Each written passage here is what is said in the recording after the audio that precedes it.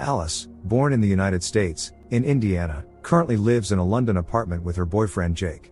The sense of security he gives her seems sufficient for a solid relationship, at least from the woman's perspective. Alice develops websites for corporate clients. Jake meanwhile works as an engineer. He deals with tunnels and bridges. Overall, they are satisfied with their ordinary, stable life. Everything is fine until Alice meets a handsome stranger at a pedestrian crossing. They do not exchange a single word, yet Alice already knows this is fate. All day long she cannot get the stranger out of her head and smiles whenever she thinks about him. Even her colleagues notice that she is daydreaming. The next time she meets the stranger is in a bookstore, but this is no accident. Alice followed him. The man, however, had also been waiting for her. He offers Alice to get into a taxi with him. In any other situation she would have refused, but infatuation has made her dizzy. As crazy as it sounds, Alice gets into the taxi with the stranger. By this point they still have not spoken a single word to each other. Finally the man asks her name. Then they go to his home, where they give in to wild passion. Alice has never done anything like this before.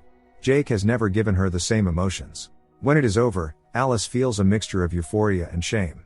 The stranger would like to see her again. But Alice understands that it is wrong and tries to return to her usual life with Jake. However, that is not what she truly wants. One day Alice sees the stranger's face on the cover of a book and finally learns his name, Adam Tallis. He is a mountaineer and once rescued 6 people in the mountains. The book is dedicated to that story. Alice falls even more deeply in love and takes a taxi to his house. Adam knew that sooner or later she would come back. Their affair develops rapidly. Alice no longer needs Jake's stability because he cannot give her what matters most, passion. She wants to know everything about Adam. He shares that his beloved died in the mountains 2 years ago, which left a deep mark on him. Alice admits that she lives with another man, so she cannot stay long. The woman feels guilty, especially when Jake confesses his love to her. This can't go on like this, yet Alice cannot find the right words to talk to Jake. Eventually she gathers her courage and announces that she has decided to break up with him. For Jake, it comes as a complete shock. He had not noticed any warning signs. Jake hugs her, asking what is wrong. He wants to marry her. Alice begins to cry and admits that she has met someone else. It hurts Jake deeply to hear this. Usually calm, he loses his temper. Alice rushes to her beloved, but the door is opened by some woman. She seems kind and invites the confused Alice inside. Could Adam have many women he is deceiving? But to Alice's relief, it turns out to be only his sister, Deborah. In fact, it is her house. Adam is staying here while his own place is being renovated. They often go to the mountains together. Françoise, Adam's late love, had also been Deborah's best friend. Brother and sister witness the tragedy together.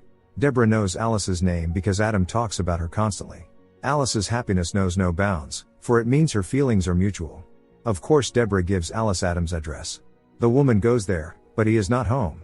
She waits despite the snow and the cold, feeling that this is her destiny.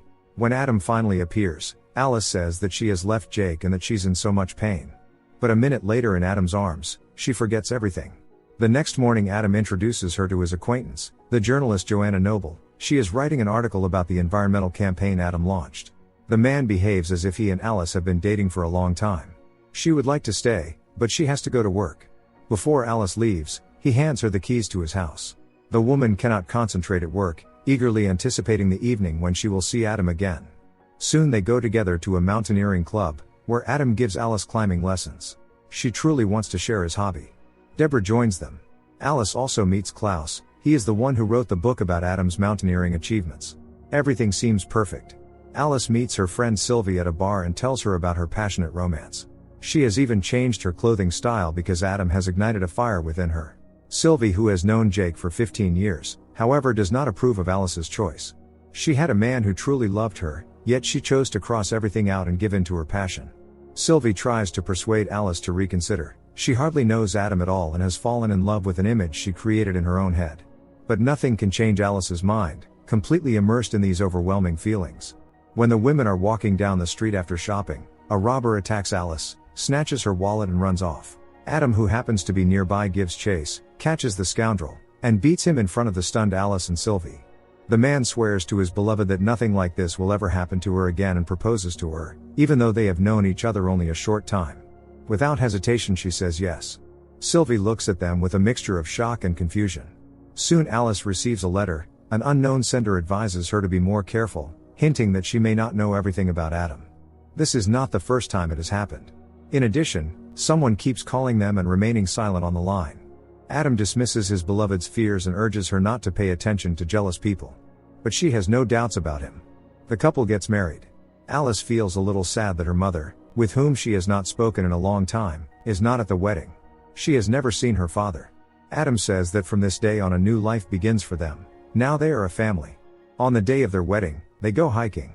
Alice had imagined a honeymoon in a luxurious hotel, not in the forest, but Adam has different ideas about romance.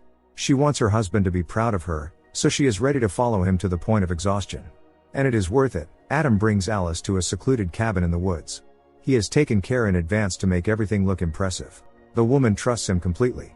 They return and try to adjust to their new life, but Alice continues to receive strange letters and calls, which worry her more and more. She thinks that perhaps it is Jake, broken by their separation. However, as it turns out, Jake did not grieve for long and has already started seeing Sylvie. This news causes mixed feelings in Alice. And if not Jake, then who is leaving the letters and making the calls?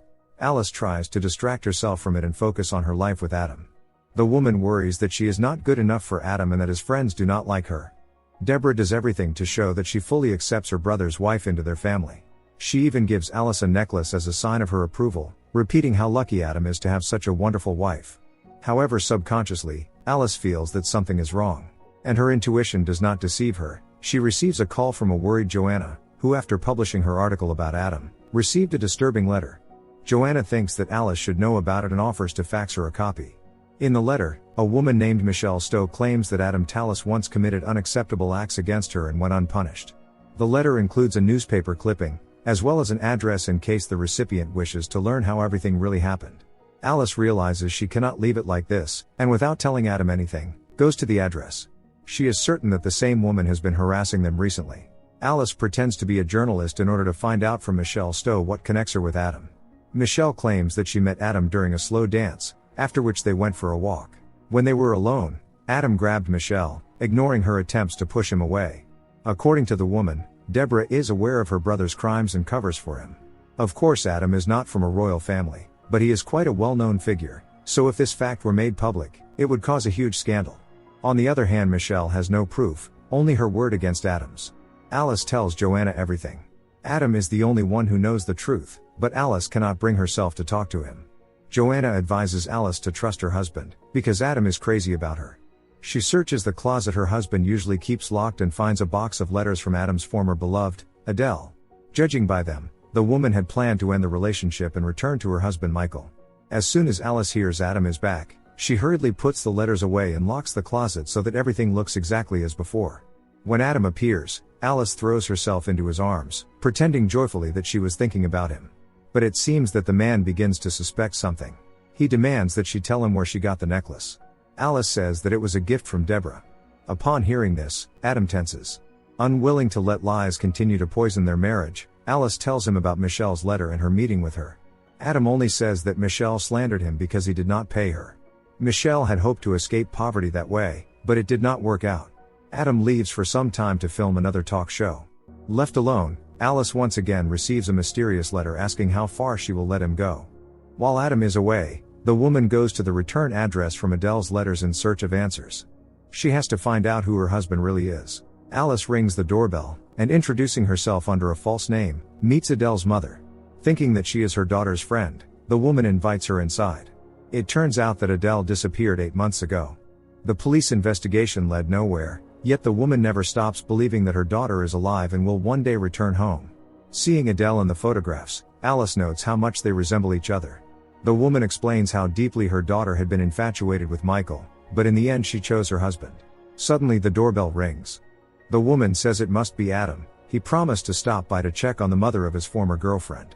Alice realizes she has to leave before Adam notices her. It turns out not to be Adam, but a courier. Still, he will arrive soon.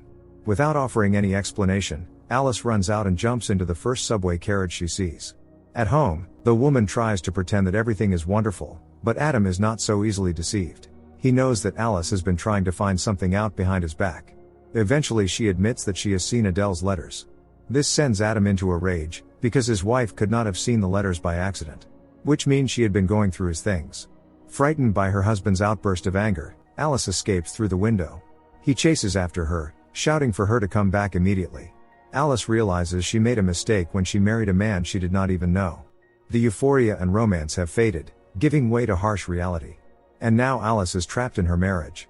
Adam is prone to uncontrollable fits of aggression and has turned out to be nothing like the man he pretended to be. Alice goes to the police station, but she has no real proof that Adam is involved in Adele's disappearance. These are only her suspicions. The officer insists that Alice is just working herself up. Adam also comes to the police station, pretending to be concerned that his wife ran away, barefoot. But the manipulation does not work on Alice.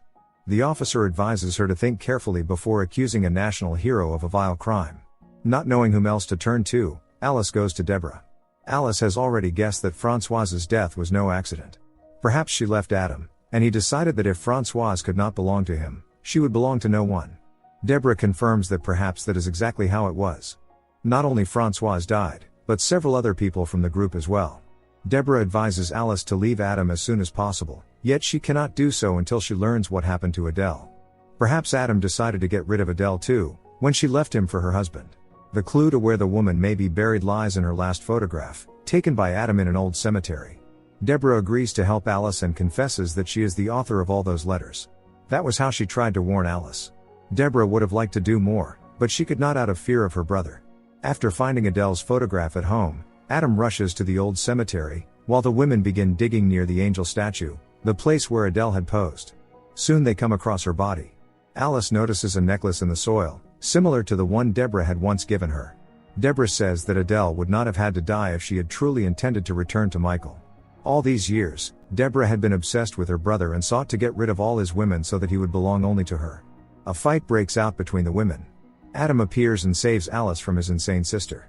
Deborah cannot accept that Adam will never truly belong to her and tries to take his life. Alice cannot stand by, and shoots Deborah with a flare gun. She dies in her brother's arms. Adam had so hoped that with Alice it would be different than with all the others before her. The police arrive. Adam is taken away for questioning. That is how it all ends. Alice often thinks about how her life might have turned out if that morning she had not locked eyes with Adam. 2 years later she sees him once again, on an escalator. Alice is going down, while he is going up. They look at each other one last time, after which their paths part forever. Don't forget to subscribe to our channel not to miss more exciting new products. Also, the authors will be pleased if you leave your opinion in the comments.